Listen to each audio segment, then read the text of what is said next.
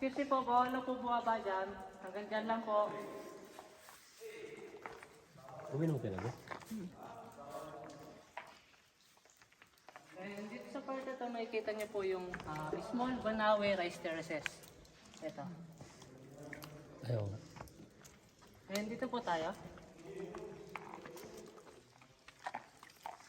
Ay, maraming ano dyan, oh. Mga So, tori-tori.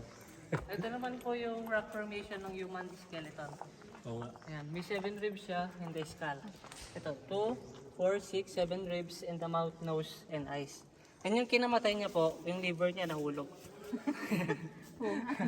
Tapos yung lion kissing the big turtle, ito po. Ito po yung lion, and ito yung big turtle. Ayan. Kita niyo po yung face ng lion. Ito. And ito naman yung big turtle. Ayun yung pinakabahay niya sa likod. Itong green. And ito naman po yung rock formation ng half iguana. And ito yung half mermaid.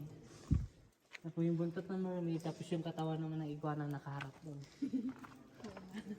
Ito mga sculpture o mga painter, mas lalong may siya. So, tayo po kayo sa may harapan ng batong yan. And pipicturean ko kayo. Yan po yung background. Parang Ito po. Sa harapan po ito.